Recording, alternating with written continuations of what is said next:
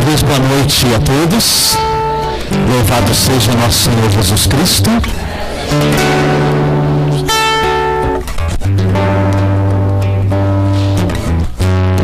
Com alegria podemos caminhar juntos nesse segundo dia do Fórum das Famílias, aqui da região episcopal Ipiranga, Arquidiocese de São Paulo, mas também para o Brasil e para o mundo através da Web TV. Todas as pessoas têm essa possibilidade de nos acompanhar. O tema do nosso fórum, todos sabem, é Família, torna-te aquilo que és. A proposta desse fórum é justamente fazermos uma memória pelos 30 anos do documento Familiares Consórcio. Esse ano completa 30 anos que o Papa João Paulo II escreveu o documento Familiares Consórcio, a missão da família cristã no mundo de hoje. Um documento fruto do sínodo das famílias, o sínodo de 80, e depois em 81, Papa João Paulo II escreve esse documento, presenteia a humanidade com este documento. Alguém ontem, através de uma intervenção, no final, dizia, admirado pela atualidade desse documento. E, de fato, um documento que tem 30 anos, são 30 décadas, e se nós não falássemos, ele passaria como um documento atual, escrito para os dias de hoje. Então podemos dizer que João Paulo II, nosso querido e saudoso Papa da família, Beato João Paulo II, ele foi profético nesse documento. E esse documento com certeza vai acompanhar a igreja, vai acompanhar a nossa prática pastoral durante ainda muitos anos, sem dúvida nenhuma. E a proposta de hoje é nós meditarmos um pouquinho a partir do artigo 17 até o 27. Apesar de que eu confesso para vocês que dificilmente conseguirei sair do artigo 17, porque esse artigo 17 ele é muito profundo. Muito profundo. A ele eu quero dar um destaque especial nessa noite, para que nossas famílias, nossas pastorais, nossos movimentos, nossas comunidades possam mergulhar naquilo que, como disse profeticamente, João Paulo II quis transmitir às nossas famílias. Mais uma vez quero também fazer o destaque da presença das relíquias dos pais de Santa Teresinha, os beatos Luís e Zélia Martã. Então nós temos, durante esse fórum, a intercessão especial de 3 beatos, João Paulo II, Luís e Zélia Martã, os pais de Santa Teresinha do Menino Jesus, que souberam viver a sua vida matrimonial e familiar, buscando a santidade no cotidiano. É esta santidade que as nossas famílias precisam encontrar, é esta santidade que as nossas famílias precisam viver. É a santidade que está ao nosso alcance. A santidade no cotidiano. A imitação de Luís e Zélia Martã. Bem, dentro desta terceira parte do documento, nós já avançamos 2 com a introdução do Padre Alexandre ontem. No artigo 17, o título é já exatamente esse: Família, torna-te aquilo que és. Escreve João Paulo II: no plano de Deus, Criador e Redentor, a família descobre não só a sua identidade, o que é, mas também a sua missão, o que ela pode e deve fazer. O primeiro destaque que eu quero deixar claro para nós aqui é a primeira palavra de João Paulo II nesse artigo: no plano de Deus. Então tudo que nós formos falar sempre será em referência ao plano de Deus. Tudo aquilo que o Padre Alexandre disse ontem, tudo aquilo que os nossos próximos conferencistas irão falar durante essa semana no fórum, é sempre em referência ao plano de Deus. Para nós falarmos de identidade e de missão e também de comunhão na família, é necessário que o entendimento passe pela referência ao plano de Deus, ao projeto de Deus. Deus quis a família. Deus, podemos dizer, inventou a família. Deus instituiu a família. E no seu querer e na sua vontade, Ele traça para a família e para a família humana um plano, um projeto. Deus tem um plano e um projeto para cada um de nós. Deus tem um plano e um projeto para cada uma das nossas famílias. Só seremos plenamente realizados se vivermos conforme esse plano. O Catecismo da Igreja Católica, no parágrafo 27, ele é muito claro quando diz que o homem só é feliz, só é realizado em Deus. E esse ser realizado e feliz em Deus é cumprir o seu plano divino, os seus desígnios de amor e de salvação para todos nós. Então, no plano de Deus, Criador e Redentor, a família descobre não só a sua identidade. Então, nós também estamos à busca da identidade da família. Porque diante de um quadro preocupante de família no mundo inteiro, porque não somos só nós aqui no Brasil que temos problemas nas nossas famílias, o mundo passa por uma crise de valores. Essa crise de valores tem a sua raiz na família, porque da família nascem os valores para a humanidade. Da família, berço da sociedade, célula mãe da sociedade e da própria igreja, nascem e se cultivam os valores que estão de acordo com o plano de Deus. Então nós temos uma imagem, uma identidade distorcida da família. Podemos dizer que nós temos hoje uma caricatura da família. A família que tem a sua imagem distorcida. Distorcida justamente por aquilo que também disse o padre Alexandre ontem. O pecado que se instaura, o pecado que se instala nas nossas vidas, nas nossas famílias, é ele que deforma, é ele que distorce a verdadeira imagem da família, a sua identidade. Porém, o Papa destaca muito bem, a família, no plano de Deus, descobre não somente a sua identidade, o que ela é, mas também a sua missão, o que ela pode e deve fazer. Então, a família também, ela está chamada por Deus, ela é chamada por Deus a uma missão. Em outras partes desse documento, o Papa João Paulo II ele vai dizer: quem casa na igreja se compromete com a igreja. Então quem recebe o sacramento do matrimônio, logicamente, com certeza já deve ter recebido o batismo, que o inseriu na igreja, que lhe deu a qualificação de filho de Deus, também o crisma. O sacramento do matrimônio nos compromete com a igreja. Então, quem se casa na igreja não pode ficar de braços cruzados. Então, nós precisamos, cada casal, cada família, descobrir também a sua missão. Porém, se nós não descobrirmos a nossa identidade, nós não conseguiremos descobrir a nossa missão. Uma família com a sua imagem deturpada, a família com a sua imagem deformada, não encontrando a sua plena identidade diante do plano de Deus, ela não consegue realizar a sua missão, a missão a qual ela é chamada por Deus. A realizar na igreja e com a igreja para o mundo. E também no mundo, inseridos no mundo como nós estamos enquanto família. As tarefas que a família é chamada por Deus a desenvolver na história brotam do seu próprio ser e representam seu desenvolvimento dinâmico e existencial. Cada família descobre e encontra em si mesma, aqui é interessante, o Papa diz que tudo isso que eu disse até agora, da identidade e da missão, onde a família vai descobrir este apelo? Em si mesma.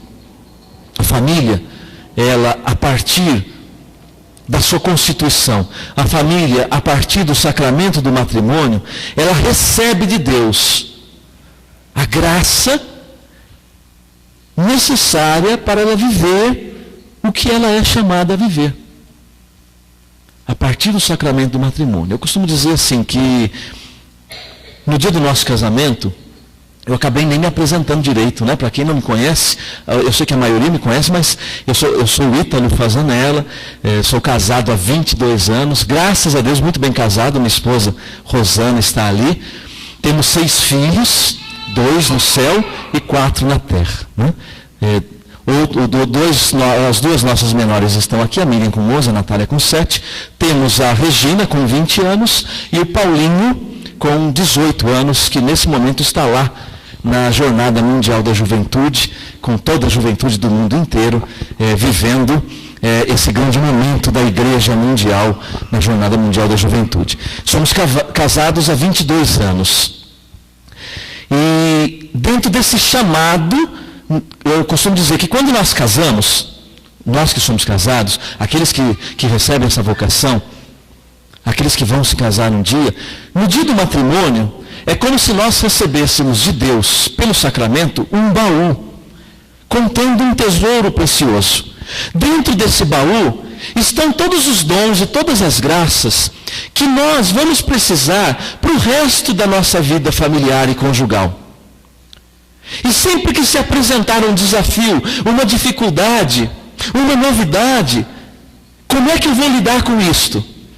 É um filho novo que vem, é uma dificuldade, é um problema de educação, é um problema de relacionamento. Como é que eu vou lidar com isto? É um desemprego, é um problema financeiro. Eu vou nesse baú e tiro dele. É o baú do sacramento do matrimônio. Não é o baú do Silvio Santos da felicidade, mas esse baú traz felicidade. O baú do sacramento. Então você vai lá e retira dele aquilo que você precisa para viver. E descobrir também a sua identidade e a sua missão. Então o Papa continua aqui, né? Ela encontra a família em si mesma, descobre e encontra em si mesma o apelo inextinguível que ao mesmo tempo define a sua dignidade e a sua responsabilidade. Família, torna-te aquilo que és. Voltar ao princípio do gesto criativo de Deus é então uma necessidade para a família. Se quiser conhecer e realizar segundo a verdade interior, não só do seu ser, mas também do seu agir histórico. O que significa isto? Quando João Paulo II diz, voltar ao princípio do gesto criativo de Deus, ele nos remete a Gênesis, quando Deus cria o homem e a mulher. Primeiro Deus cria o homem na narrativa do Gênesis e Deus diz, não é bom que o homem esteja só. Vou dar-lhe uma ajuda que lhe seja adequada. Então, Deus mesmo percebe que o homem que ele criou, a sua imagem e semelhança, não estava bem sozinho. Não é bom que o homem esteja só. Vou dar-lhe uma ajuda adequada. Este ajuda, essa palavra lá em Gênesis, no original hebraico, da Bíblia hebraica, chama-se Ezer. Ezer significa socorro, esse suporte, esse socorro. Essa palavra Ezer, no hebraico, ela é usada várias vezes no Antigo Testamento, em alguns salmos, para dizer que Deus é o socorro do seu povo. Então, quando Deus diz, não é bom que o homem fique só, vou dar-lhe um socorro, uma ajuda adequada. Então, a mulher é a ajuda adequada para o homem. Lógico que também o homem é ajuda e deve ser socorro para a mulher. Ao final desse trecho, o Papa aborda a questão da dignidade da mulher, né, nos artigos à frente, que é tão desprezada ainda hoje na nossa sociedade contemporânea. A mulher ainda sofre violência, por exemplo, recentemente na internet, Michelle Bachelet denunciou Michelle Bachelet é diretora executiva da ONU Mulher, né? E ela foi presidente do Chile de 2006 a 2010. E ela disse assim, lá na ONU, é ampla, persistente, global, onipresente, uma epidemia como a da AIDS. Ela comparou a violência contra a mulher como uma epidemia de AIDS. A melhor forma de lutar contra essa violência é matá-la pela raiz. Essa forma de violência está condicionada pela cultura, então pode modificar-se. Matar esta violência pela raiz não é violência contra violência, mas é trabalharmos para mudar a nossa cultura, que é uma cultura de morte. Infelizmente que se instalou, João Paulo II denunciou isso, Bento XVI tem denunciado uma cultura de morte que se instalou em nossa sociedade, mas nós precisamos acreditar que é possível, como diz João Paulo II na Carta às Famílias, construir a civilização do amor. Não é um sonho irrealizável. Como vai dizer ele, João Paulo II na Carta às Famílias, a civilização do amor não é uma utopia. Mas é possível viver a civilização do amor e uma cultura de vida. Nas situações pós-conflito, por exemplo, denunciou ela, as mulheres vítimas de violência sexual não são consideradas vítimas. Nesses lugares onde há conflitos armados pelo mundo afora, após os conflitos, as mulheres que sofrem violência sexual não são contadas como violência, para vocês terem uma ideia. Uma notícia também que vem da ONU. 9 entre cada 10 mulheres na América Latina sofreram violência. Violência física ou psicológica. Violência física ou psicológica. De acordo com a ONU, a violência contra a mulher é a principal causa de morte no mundo, na faixa etária entre 15 a 45 anos, superando a soma das doenças como câncer e malária, acidentes de trânsito e guerra. As mulheres entre 15 e 45 anos. A violência às mulheres no mundo todo, entre 15 e 45 anos, supera a soma de câncer, malária, acidente de trânsito e guerra.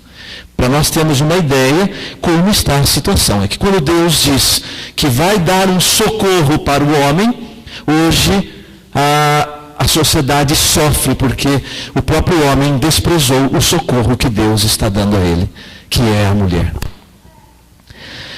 E quando o Papa João Paulo II diz voltar ao princípio do gesto criativo de Deus, o que João Paulo II está apontando? Ele está dizendo que a solução, porque ele diz aqui, se quiser conhecer e realizar segundo a verdade interior, se a família quer realizar e conhecer segundo esta verdade que foi colocada em nós por Deus, esta verdade que é Deus, essa verdade absoluta, não a verdade relativizada que nós temos hoje na nossa sociedade, nós precisamos voltar ao princípio. Quando os fariseus tentaram pegar Jesus, em Mateus 19, por 2 vezes Jesus diz, não lestes o que está escrito no princípio? O que está escrito no princípio não era assim. No início não era assim. Por 2 vezes Jesus faz esta afirmativa em Mateus 19. No princípio não era assim. E o Papa João Paulo II disse, se nós queremos encontrar a verdadeira identidade da família e descobrir a sua missão, precisamos voltar ao gesto criativo de Deus. E olhar na instituição da família, ali na criação. Deus instituiu a família. Deus cria Adão e Eva. Esta lei natural de Deus não mudou e não vai mudar, porque Deus é imutável. Portanto, hoje fala-se em novos modelos de família. Lógico que quando eu falo em novos modelos de família, eu não estou me referindo a algumas formas de famílias que nós temos hoje, as famílias de segunda união, as mães solteiras, as famílias que têm, as mulheres que foram abandonadas pelos seus maridos, ou vice-versa, né? As viúvas, os viúvos, enfim, são formas de nós olharmos também uma configuração de família. Nós não podemos desprezar essas pessoas e estas situações de família. Porém, temos que tomar muito cuidado quando alguns dizem novas formas de família, porque hoje a sociedade e alguns movimentos por aí afora querem impor, até mesmo à força de lei, novos modelos de família. E não existe um novo modelo de família para ser apresentado para a nossa sociedade, porque o único modelo de família foi criado por Deus. Homem e mulher, Adão e Eva. Ou será que em algumas Bíblias por aí está escrito que Deus criou Adão e Adão? Eva e Eva. Nas nossas Bíblias está escrito que Deus criou Adão e Eva. E disse ao homem e disse à mulher que eles seriam uma só carne. Esse é o modelo de família. Por isso, se queremos encontrar solução para os desafios que a família vive, para que a família seja aquilo que ela deve ser, nós precisamos encontrar esta solução na raiz, ou seja, no gesto criativo de Deus, no princípio. E porque, segundo o plano de Deus, é constituída qual íntima comunidade de vida e amor. A família é uma íntima comunidade de vida e de amor. Essa é a constituição da família. Assim Deus constituiu a família quando diz: por isso o homem deixará pai e mãe e se unirá à sua mulher, e os dois não serão senão uma só carne. E desta união de um homem com uma mulher, que se tornam uma só carne, com o desígnio de crescer e multiplicar, encher a terra,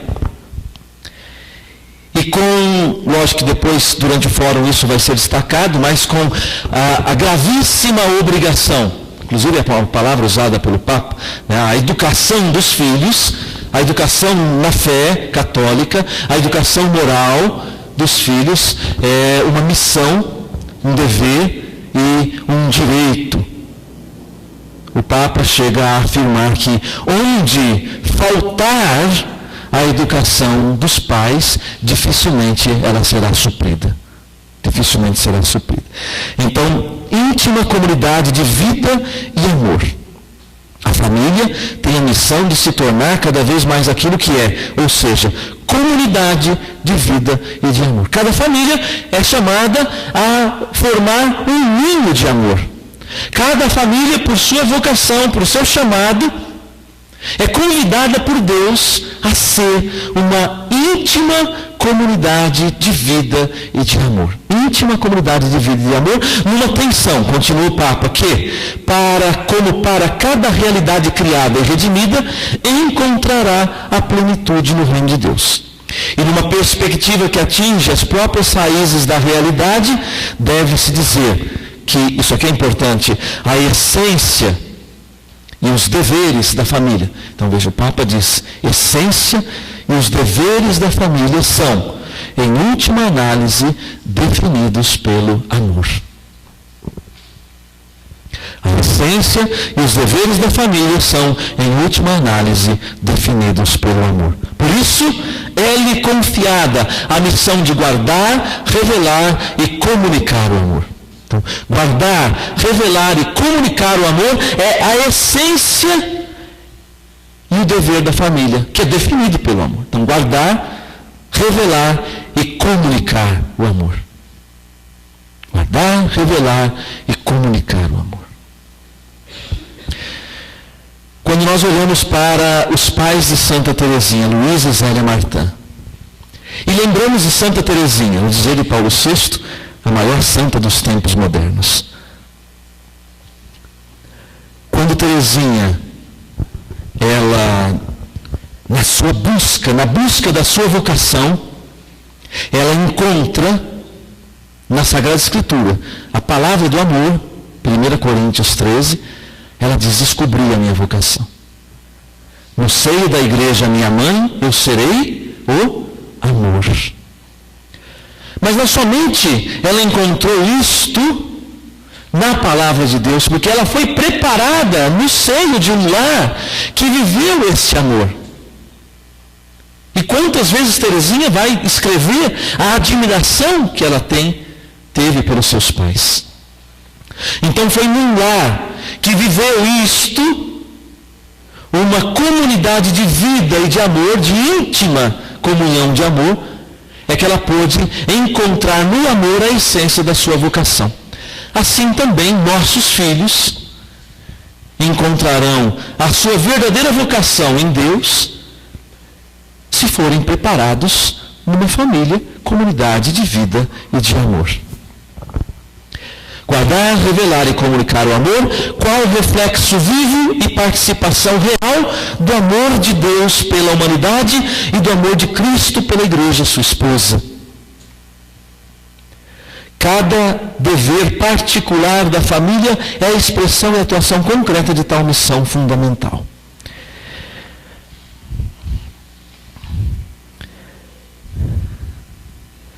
O amor, princípio e força de comunhão. O Papa continua no documento, mas reforçando esta ideia da comunhão. Vocês vão perceber que na leitura mais atenta desse documento, quantas vezes o Papa fala da família como uma comunidade de vida. Portanto, a família sempre levanta a bandeira da vida e de amor, comunhão de vida e amor. Porque qual reflexo de Deus que é amor é o que nós devemos viver. O amor de Deus. Ainda num trecho mais à frente, o Papa vai dizer, vivemos agora nesse final de semana o Dia dos Pais.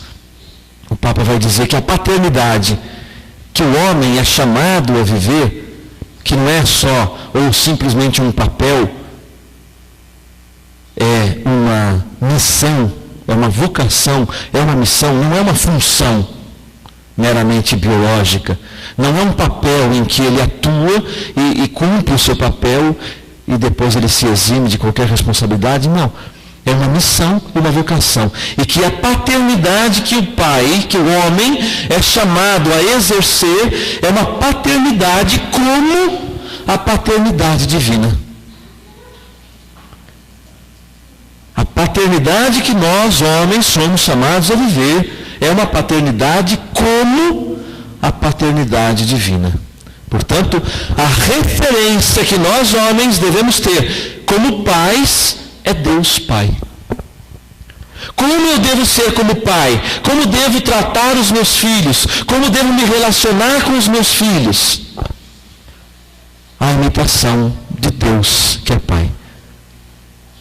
É isso que João Paulo II vai nos dizer aqui. Por isso ele reforça essa questão da comunhão no amor. A família fundada e vivificada pelo amor é uma comunidade de pessoas, dos esposos, homem e mulher, dos pais e dos filhos, dos parentes. A sua primeira tarefa é a de viver fielmente a realidade da comunhão, num constante empenho por fazer crescer uma autêntica comunidade de pessoas. Então, se nós, enquanto famílias, temos missão e temos tarefa a cumprir, o Papa diz aqui que a primeira tarefa é viver fielmente a realidade da comunhão. Então, a fidelidade de tornar a família comunidade de amor e de vida é a primeira tarefa que nós somos chamados a realizar. O princípio interior, a força permanente e a meta última de tal dever é o amor. Como, sem o amor, a família não é uma comunidade de pessoas, essa afirmação é forte, né? Sem o amor, a família não é uma comunidade de pessoas. Portanto, fica até difícil acreditar que ela seja família.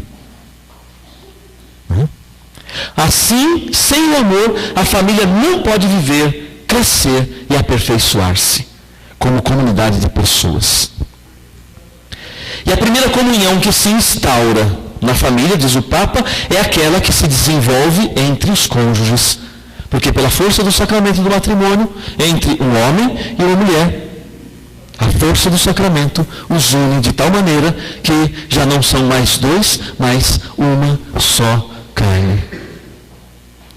O Espírito Santo infuso na celebração sacramental oferece aos esposos cristãos o dom de uma comunidade nova de amor. Então, a partir do sacramento do matrimônio, os noivos ou os ex-noivos, os recém-casados, inauguram uma nova comunidade de amor. Esse amor tem as suas características. E aí eu posso também fazer referência a Bento XVI, que na sua primeira encíclica, Deus Caritas Est, Deus é amor, ele escreve assim, logo no início, nos primeiros números, número 1, número 2, dizendo: a palavra amor hoje, no mundo, na sociedade, ela sofreu deformações. Ela é tão usada e até abusada, diz o Papa, abusam da palavra amor, que ela até chega a perder o sentido. E aí, então ele vai desenvolvendo a sua encíclica para nos mostrar novamente, devolver a nós, mesmo nós cristãos, o sentido da palavra amor. E o amor na família, o amor conjugal, ele tem as suas características. Esse amor, ele é fruto de uma doação total do homem e da mulher, de um para com o outro. Aquele que, através do homem e a mulher que se doam pelo matrimônio, com esse amor total, demonstram a característica do amor, único e exclusivo. Um amor único e exclusivo, que é fundamental para que a família encontre a sua identidade e a sua missão. Fundamental que o marido e a mulher vivam esse amor único, ou seja, é só a minha esposa, é só o meu marido. Amor único e exclusivo não é feito de aventuras. Infelizmente, nós temos aí um imenso número de traições, de adultérios no Brasil e no mundo. Um número espantoso. Amor único e exclusivo. Como ele também lembra Vaticano II, a unidade do matrimônio, confirmado pelo Senhor, manifesta-se também claramente na igual dignidade pessoal da mulher e do homem, que se deve reconhecer no mútuo e pleno amor. A comunhão conjugal caracteriza-se não só pela unidade, essa unidade que o amor único e exclusivo confere, através do sacramento e da vivência do sacramento, mas também pela sua indissolubilidade. Esse amor único e exclusivo deve também manifestar essa outra característica de amor duradouro. Aí entra então a indissolubilidade do matrimônio. A comunhão indissolúvel. Isso precisa ser ensinado aos nossos filhos. Isso precisa ser ensinado aos jovens. Isso precisa ser dito nas catequeses. Isso precisa ser dito nos cursos de noivos. Sobretudo as famílias. São as primeiras que têm essa responsabilidade de educar para o amor. Bento XVI, no último encontro mundial das famílias, disse isso. A família é o lugar privilegiado onde se aprende a dar e a receber amor. Isso foi em Valência, em Madrid, 2006. E agora Bento XVI, convocando o próximo encontro mundial das famílias, maio de 2012, em Milão, na Itália, foi quando ele, nessa convocação, ele disse que neste ano a igreja não deixasse passar em branco os 30 anos da Familiares Consórcio. Por isso que nós estamos aqui, tentando aprofundar, estudar um pouco mais esse documento. Por quê? Significa que nós ainda não compreendemos esse documento. Significa ainda que nós ainda não o colocamos, nós como igreja, como família, não o colocamos em prática, como ele deveria ser colocado em prática. Porque se ele tivesse sido, ou sendo, colocado em prática, nós não teríamos. Com 3 anos, por exemplo, metade dos que se casam separados, 50%. Nós não teríamos hoje no Brasil menos da metade dos casais, os casais que estão juntos, cerca de 45%, 48%, ou seja, menos da metade dos casais que estão juntos são casais de primeira união. Então, o que provocam esses números? O grande número de gravidez na juventude, o grande número de abortos, a insistência em novos modelos de família? Será que esse é o caminho da felicidade para a família? Encontrar novos modelos? Se fosse possível, porque não existe um novo modelo, como eu disse, o modelo é aquele originário, voltar ao princípio criador. Então, essas características próprias do amor matrimonial, que deve ser único, exclusivo e duradouro. Esse amor, ele é voltado, como nos ensina a igreja, e o Papa vai destacar no documento, para os dois significados do sacramento do matrimônio, o unitivo e o procriativo. Unitivo e procriativo. Né? Esses dias atrás, na televisão, num programa desses de mulher, levaram eu posso até chamar de pseudo-profissional, para orientar as mulheres sobre métodos anticoncepcionais. Ele classificou o MOB, método da ovulação Billings, é o mais eficaz que existe hoje, até atestado pela Organização Mundial da Família com 98%, mais eficaz do que a camisinha, mais eficaz do que a pílula contraceptiva. Ele classificou assim abaixo de 0 esse método, que é indicado pela igreja. Para quem não conhece, também não é o método antigo de tabelinha, não, é um método científico, descoberto pelo casal Billings, um casal de australianos. Ele, o Dr. Billings, faleceu recentemente.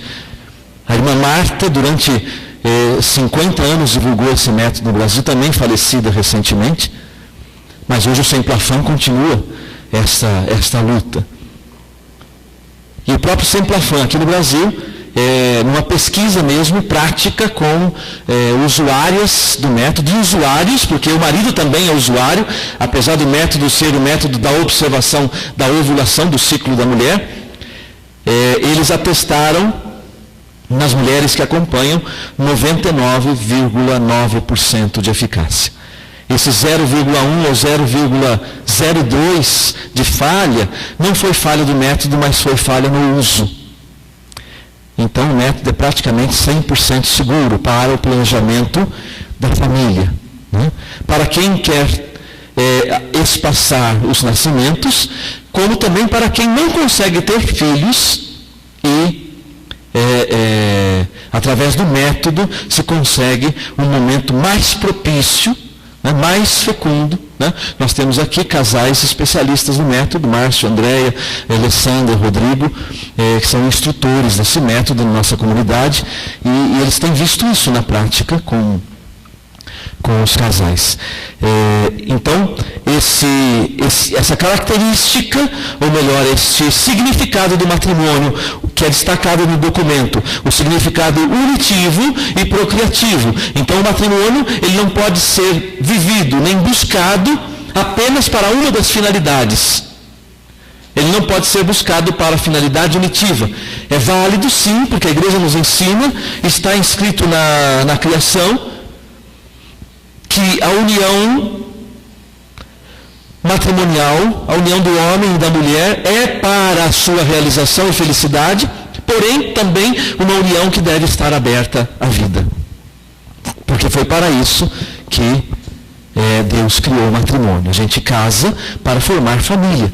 E hoje tem muita gente ou deixando o casamento, ou evitando o casamento e vivendo apenas de aventuras passageiras, dizendo que não querem assumir, porque também não querem, ou então se casam até mesmo dizendo que não querem ter filhos. Inclusive, se casar na igreja é nulo o matrimônio, porque a pessoa casou com a intenção de não ter filhos. Isso não valida o sacramento do matrimônio. Foi apenas ali uma união, mas não uma união sacramental. Radicada na doação pessoal e total dos cônjuges e exigida pelo bem dos filhos.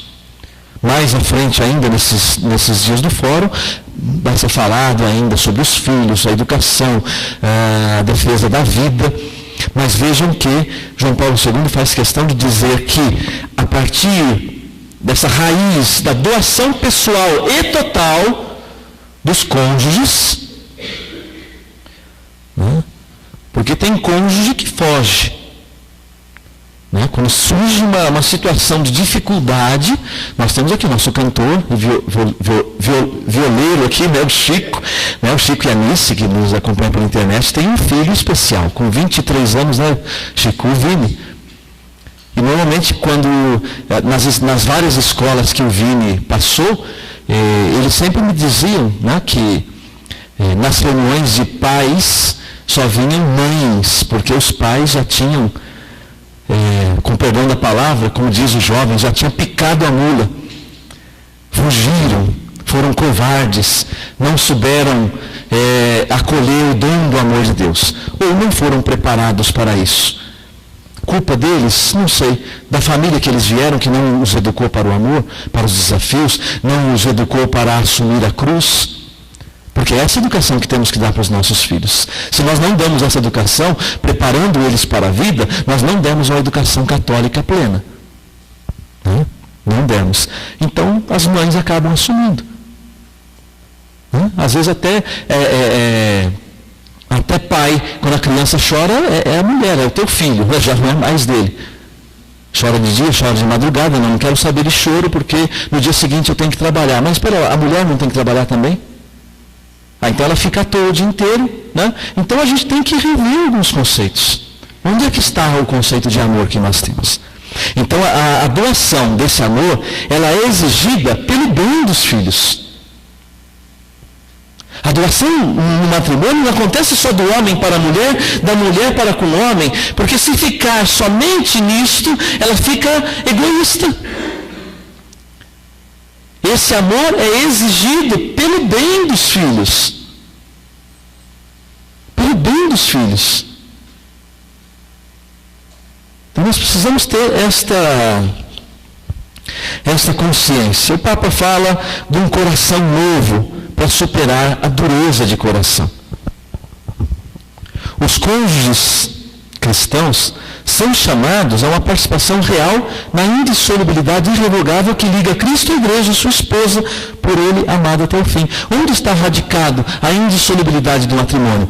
Na indissolubilidade da união que Cristo fez com a sua igreja, mediante o seu mistério pascal, que compreende a sua encarnação, a sua vida, a sua paixão, a sua morte e a sua ressurreição.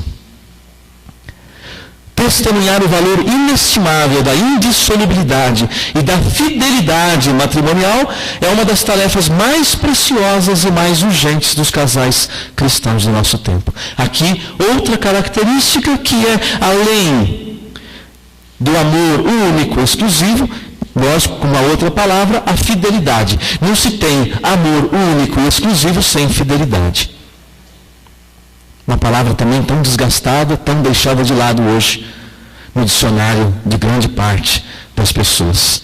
Nem faz parte do vocabulário. Fidelidade, não se tem a dimensão desse conceito.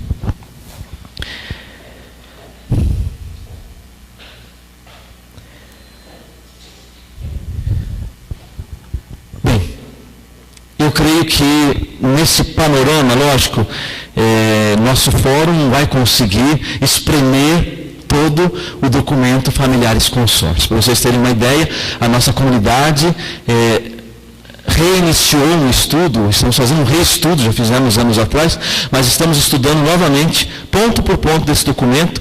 Iniciamos há uns 2 meses atrás e pelo andar da carruagem vamos terminar só o ano que vem, no primeiro semestre. Porque a gente vai mergulhando, vai aprofundando, vai bebendo da riqueza dessas palavras, e o nosso fórum tem esta intenção, de tentar dar um ânimo e não deixar passar. E também não é somente para comemorar 30 anos, mas é para despertar nossa consciência de igreja, de comunidade, de pastoral, de movimento, para a família. Para a família. Então, o que faremos a partir desse fórum? O que faremos a partir dessas verdades que nos são trazidas pelo magistério da igreja? O que fazer? Então, eu creio que, espero ter dado para que vocês entenda um pouco dessa urgência, um pouco do que foi reservado para esta noite, e a partir desse momento a gente abre para perguntas, complementos, acréscimos, também para os nossos irmãos que estão na internet, podem participar fazendo suas perguntas. Temos ainda alguns minutos reservados para isto. Dom Tomé. Vamos falar no microfone para que os nossos irmãos da internet possam ouvir. Então o senhor começou falando sobre o sacramento do matrimônio, do casamento, e logo me veio em mente uma palavra de um padre, Padre Benedito do sul de Minas, Campo do Meio. Uma vez eu era ainda jovem, não sacerdote, e numa palestra ele disse assim, o sacramento do matrimônio não é para todos, é para alguns. E lembro que aquilo me provocou um impacto assim, enorme, né? Porque achava que todo mundo devia casar na igreja e tal.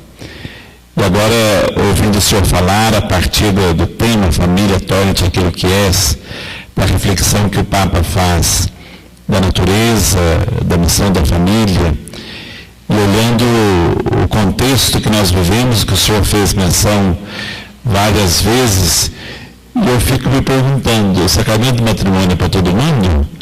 Ou é para quem consegue chegar na essência da família?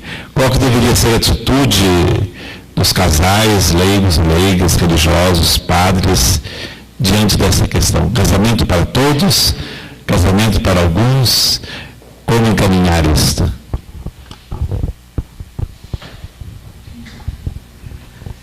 De fato, doutor Né, eu penso exatamente nisso.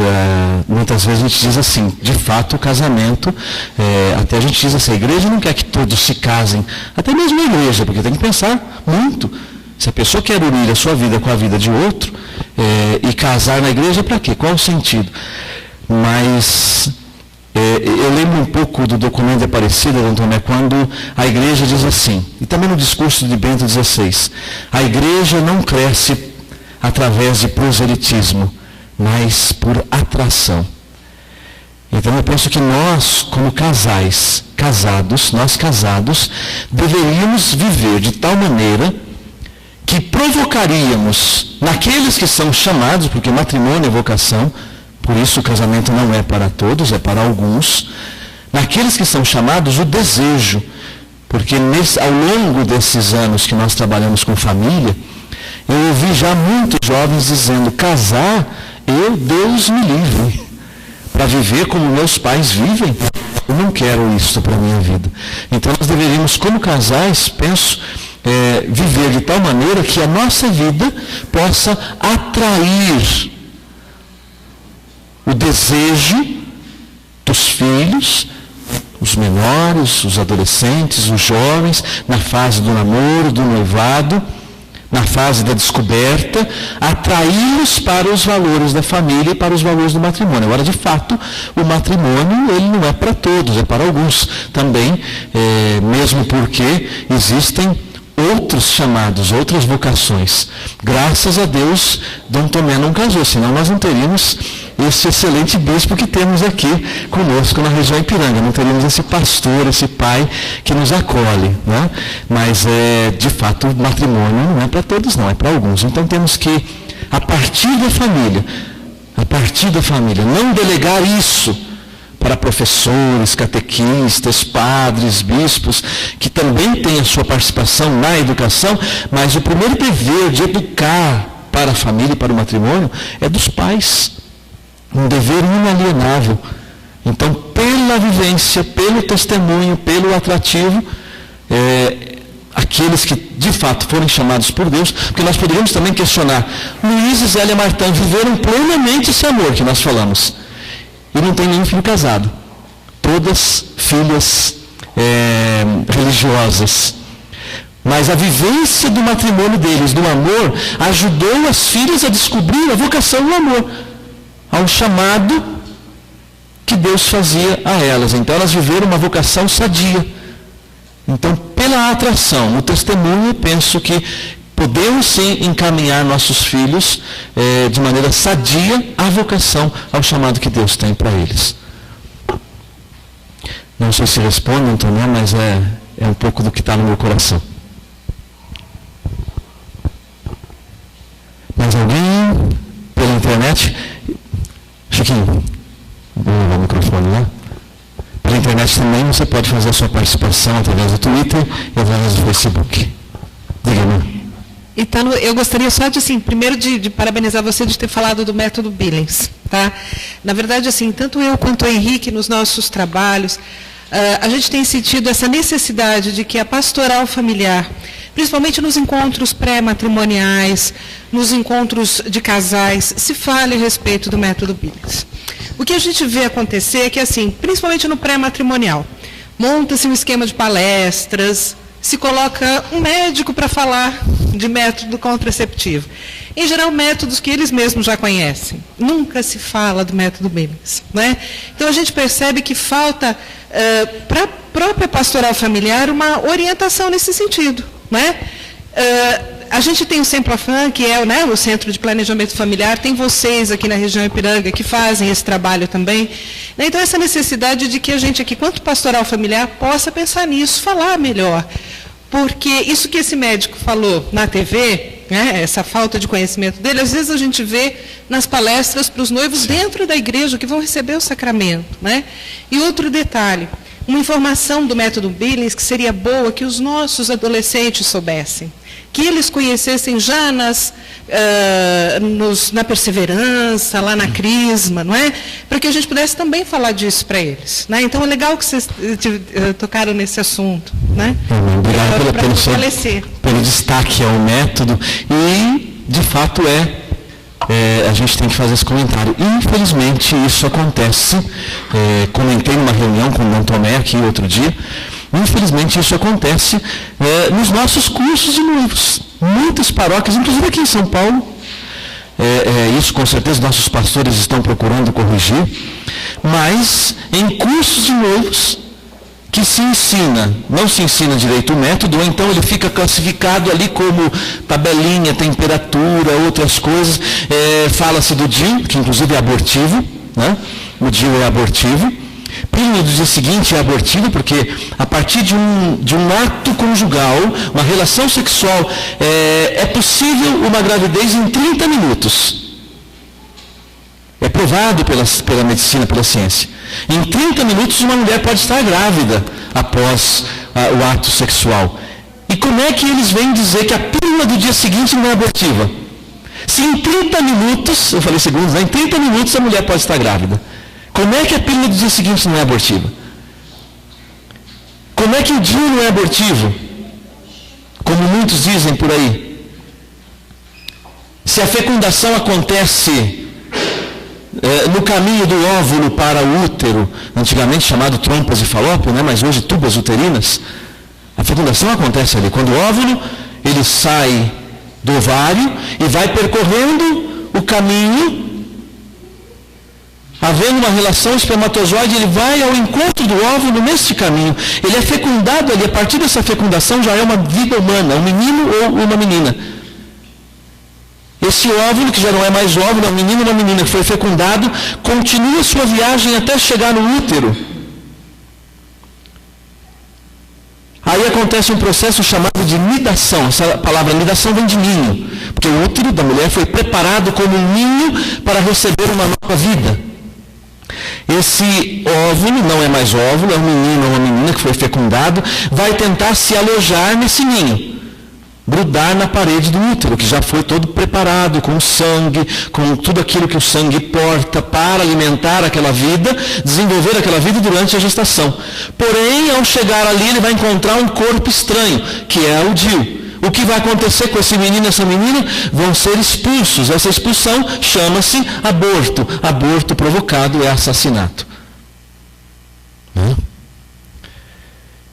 O método, como eu disse, infelizmente ele não é conhecido. A gente precisa divulgá-lo mais. E infelizmente nos cursos noivos não se fala como se deveria, ou apenas cita que existe. Mas os noivos precisam de acompanhamento pessoal. E pelo contrário, tem muito curso de noivo ensinando a usar camisinha. Como usa camisinha, como põe camisinha. E Isso é um atentado à fé, isso é heresia dentro da igreja. Isso é heresia.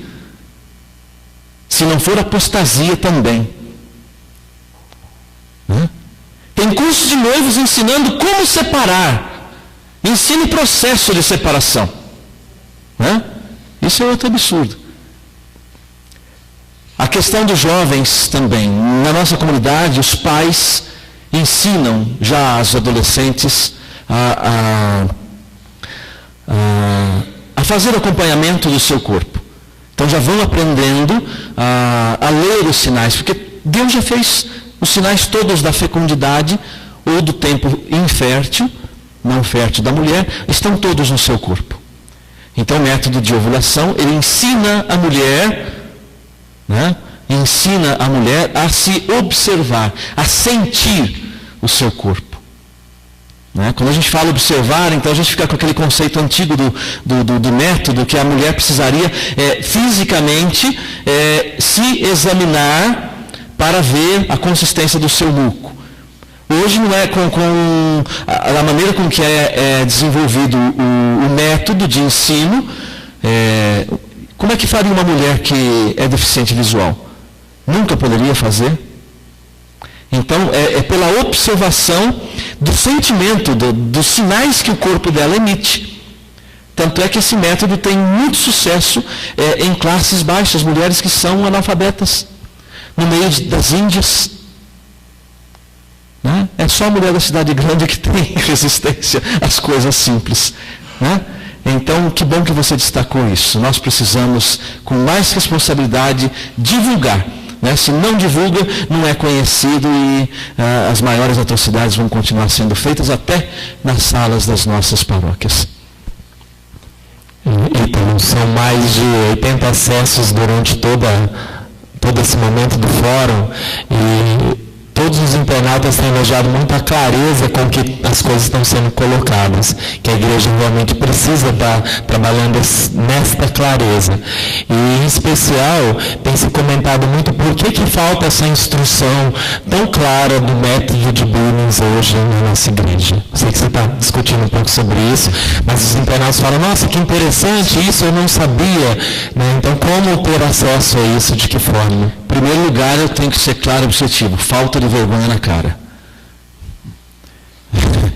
Porque todos que se casaram deveriam saber disso. Mas não falaram para mim. Então, quem deu o curso de noivos para você está errado. Quem permitiu que essas pessoas dessem esse curso está errado. Quem educou você está errado.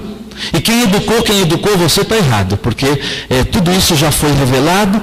Esse documento, que não é o primeiro que fala sobre isso, tem 30 anos, a igreja vem falando isso há décadas e décadas e décadas, mas não vamos ficar somente na crítica da falta de vergonha na cara.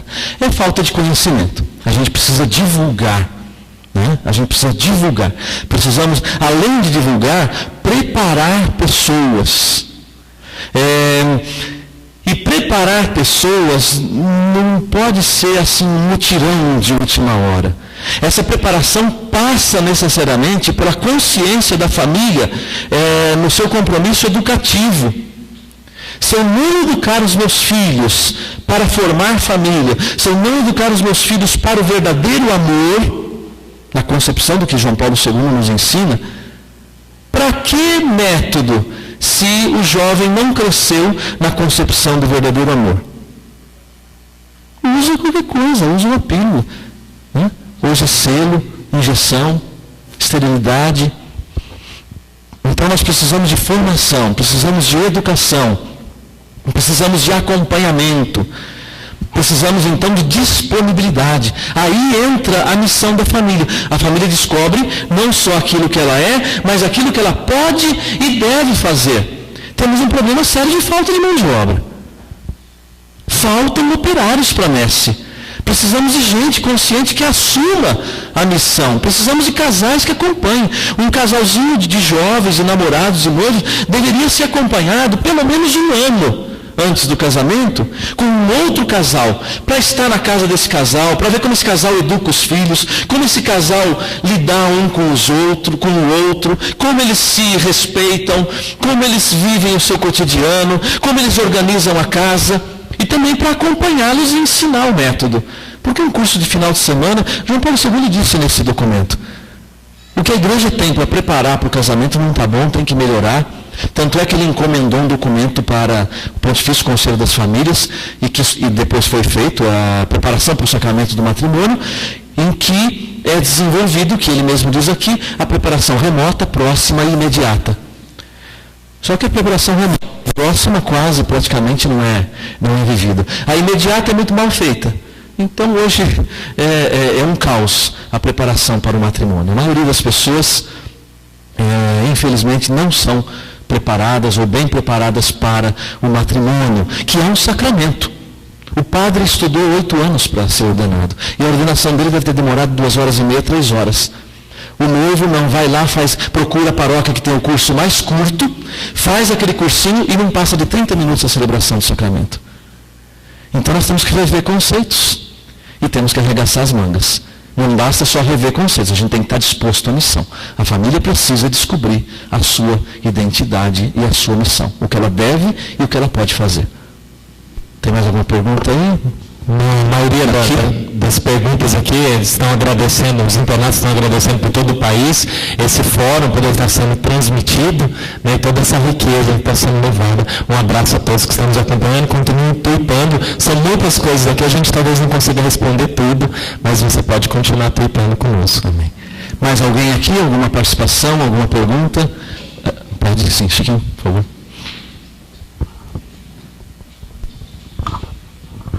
Vamos ver se eu consigo colocar bem aqui a pergunta. Vamos lá, Wilson. Wilson, né? Wilson. Falando do amor, né? Como projeto de Deus para a família. Esse amor em todas as suas dimensões. Nós poderíamos dizer que o desamor, quer dizer, o oposto do amor com todos os seus desdobramentos, por exemplo, mágoas, rancores, tristezas, brigas, né? É a maior causa das situações que destroem várias famílias, o que várias famílias se encontram hoje. E levar esses casais que estão nessa situação, que são as realidades das famílias hoje, por causa dessas situações que se criam por falta do amor, trabalhar esses casais que nessas situações não seria uma forma de nós resgatarmos essas famílias, lembrando que amor aqui, orientando eles não só no amor-sentimento, como um casal novo que vai e pensa que amor é um sentimento. Amor tem os sentimentos, mas ele é uma vontade dentro da liberdade que Deus nos dá, sem que ele se distorça dessa liberdade que Deus nos dá. Então, a minha pergunta para fechar seria isso. Como efetivamente trabalharmos nas situações das realidades de nossas famílias, em que, no fundo, as destruições delas estão efetivamente nos desdobramentos do desamor. Muito bom, Wilson. Obrigado pela sua contribuição. Eu penso que é exatamente por aí. Porque se o amor é o vínculo da união, da unidade e do crescimento sadio, o desamor, que é o contrário, com certeza vai provocar o contrário do que é vida, do que é união, do que é harmonia.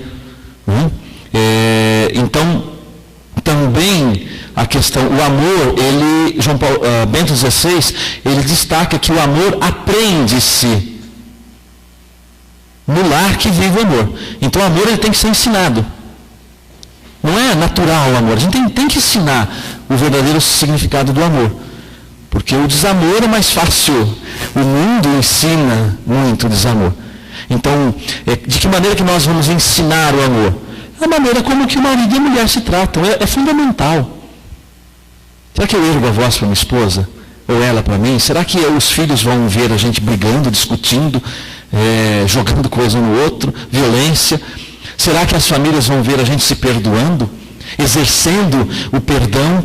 Se os filhos veem, eles aprendem. Se eles veem os pais se perdoando, eles aprendem. Então, a vivência educativa na prática, como eu costumo dizer, na oficina da vida, eu penso que é o elemento fundamental para educar para o amor, porque o desamor deseduca, né? Então, quanta mágoa, quanta falta de perdão. Por que existe? A mágoa todos nós passamos. Talvez seja muito difícil evitar a mágoa, evitar o rancor. Podemos depois superá-lo, mas Evitar o perdão é mais difícil. Eu evito, mas o perdão está mais na minha mão do que a mágoa. Eu não consigo me impermeabilizar, me defender contra tudo aquilo que possa me magoar. Nós somos humanos. Porém, o perdão está nas minhas mãos. É um gesto, é um ato, é uma atitude. Porque o perdão não é um ato do sentimento. Ele é um ato da vontade. Então, ensinar isso ajuda muito. Porque quantos casamentos são desfeitos, quantos relacionamentos de família são desfeitos por causa de mágoa. E não só por causa da mágoa, mas por causa da falta da pedagogia do perdão. As pessoas se fecham e não conseguem dar o passo do perdão. Né? Então, a educação para o amor passa pela educação para o perdão. E também esses casais ou as pessoas, membros das famílias, sejam jovens também, solteiros, viúvos, separados, precisam passar por uma ajuda, auxílio. Na nossa comunidade nós chamamos isso de Ministério de Aconselhamento Familiar.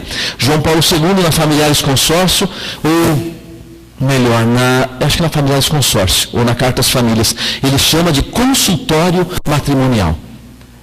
A igreja precisa instituir os consultórios matrimoniais, ou seja, lugares onde existam pessoas preparadas para atender. Hoje os padres não dão conta nem das confissões, quanto mais para atender, aconselhar, gastar tempo. Então precisa de muito mais gente preparada para atender. E no atendimento a gente vai mostrando quantas famílias são resgatadas. Hoje mesmo recebi um testemunho de um membro de um casal da nossa comunidade, que no Dia dos Pais, em visita aos pais, veio um amigo e que ele perguntou como é que está a família. Eu falei, já faz tempo que eu não falo com meu pai, estava fechado, não conseguia dar o perdão para o pai dele.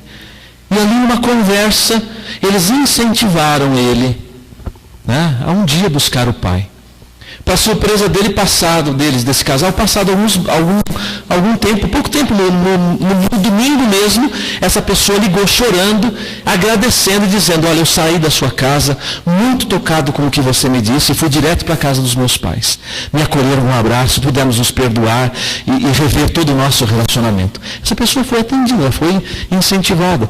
Um casal que passou durante praticamente um ano de atendimento, na comunidade, eles estavam separados há 9 anos. Problema de perdão, problema de relacionamento. Não conseguiam sair daquele. Né? E ajudados por um outro casal, no consultório matrimonial, né? Eles puderam vencer a dificuldade, aprenderam o perdão, se deram o perdão e celebraram a volta para casa. 9 anos separados. Porque conseguiram celebrar o perdão. Alguém deu suporte para eles, porque caminhar sozinho é difícil. Então as famílias precisam desse suporte. Nós temos que dar esse suporte. Nós somos chamados a esse suporte. Aí eu tenho certeza que a gente começa a instaurar a civilização do amor, superando a civilização do desamor. Ali, diga-me. Boa noite. Meu nome é Agostinho e eu gostaria de ressaltar, dentre as inúmeras frases que o senhor proferiu essa noite, a seguinte frase: sem o amor, a família não é uma comunidade de pessoas. Eu gostaria que o senhor resgatasse, restaurasse, mais uma vez, a palavra amor e pessoas. O Papa João Paulo II, ele destaca a pessoa humana, o homem e a mulher, numa igual dignidade, como criados por Deus em igual dignidade, e que homem e mulher são chamados por Deus a viver o seu plano, o seu projeto. Se é um projeto de Deus, e a palavra de Deus nos revela e afirma que Deus é amor, esse projeto só pode ser vivido em Deus, que é amor. Então, o nosso conceito de amor precisa passar pelo conceito de Deus, pela consciência de Deus. É esse amor que deve ser vivido entre homem e mulher. Aqui não fica também só o amor entre marido e mulher, mas o amor entre os irmãos, o amor entre as pessoas. Esse amor que é reflexo do amor de Deus. Então, nesse conceito, quando o Papa traz essa verdade de que a família é uma instituição divina, e como instituição divina é chamada a viver nesse amor, ele chega a afirmar, quando não há amor entre as pessoas, não pode se considerar que ali existe uma comunidade de pessoas.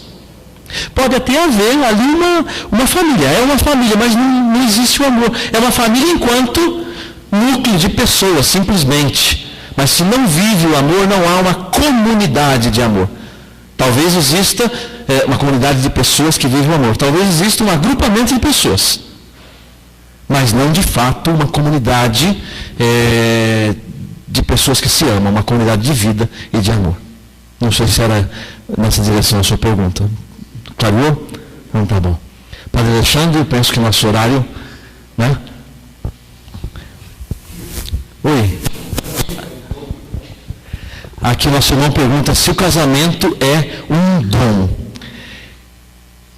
Podemos dizer que sim, afirmar que sim, porque se a gente pega a palavra dom, né, aí a gente teria que ir descosturando ela. Dom vem do latim dono, que vem do grego charis, que é graça, né?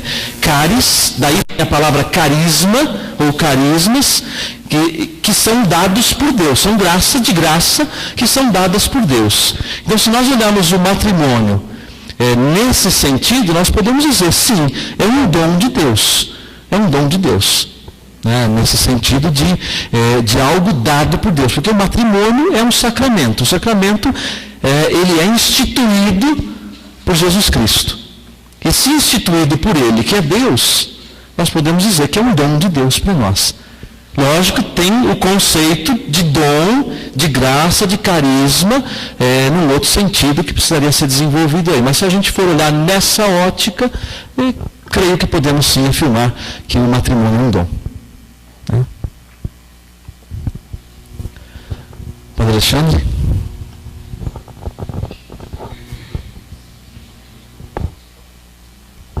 Nós mais uma vez te agradecemos, Ítalo, por essa assessoria, por esse momento de reflexão tão bonito, tão frutuoso. E eu convido você agora a ficar de pé para a nossa bênção final, mais uma vez com as relíquias dos beatos Luiz e Zélia Martã. A relíquia, talvez convenha lembrar, foi parte de uma pessoa que viveu neste mundo. E quando nós falamos de que a devoção aos santos é algo muito próprio da nossa igreja, nós estamos falando também que Deus se faz presente na história da humanidade. Luiz e Zélia Martã, Maria e José, pessoas que quiseram, que deixaram que Deus agisse em suas vidas. O sacramento do matrimônio é dom na medida de que a gente recebe, e é dom na medida que a gente faz com que esse sacramento seja para os outros também testemunho. E é nesse sentido que, com a nossa devoção, com a nossa fé, nós pedimos aos beatos Luiz e Zélia que possam interceder por nossa família, pelo nosso matrimônio. Nós desde agora já colocamos a palestra de amanhã, que tem a pastoral vocacional como colaboradora direta, que nós possamos descobrir a nossa vocação, e que nós possamos fazer de nossa vida, de fato,